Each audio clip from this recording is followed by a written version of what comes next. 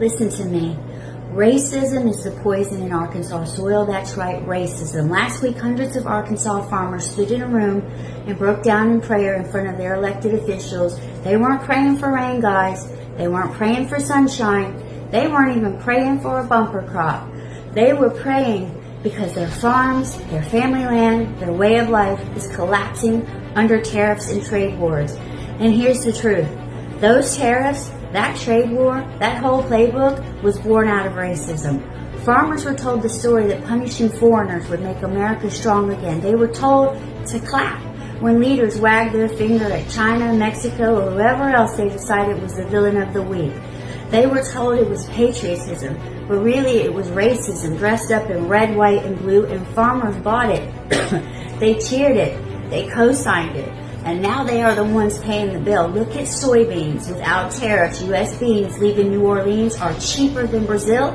But with tariffs, suddenly Brazil is winning. And who did that? Not God, not nature, not fate. Your own leaders waving a racist flag and calling it strength. And the farmers who clapped for it are now on their knees begging for help. This isn't the first time. History is packed with proof that racism bankrupts the very people it fuels. Jim Crow didn't just brutalize black citizens. It strangled the Southern economy for generations. Segregation didn't just rob black kids of opportunity.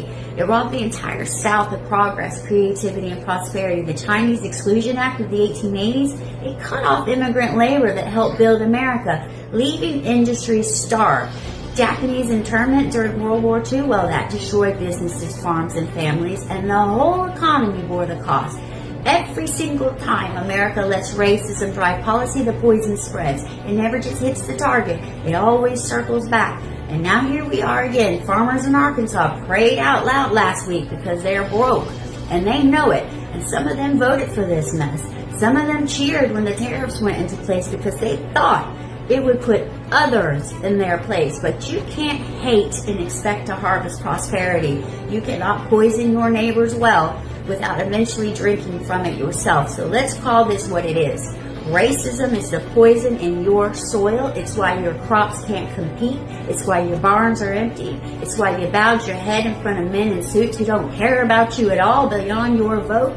Racism doesn't just starve the people you think are your enemies. It starves you. Arkansas, this is your wake-up call. You can pray all you want, but you have to face the truth. Nothing changes unless you do. Racism isn't strength, it's weakness. It's not power, it's poison. It's killing your farms, your family, and your future. Please wake up.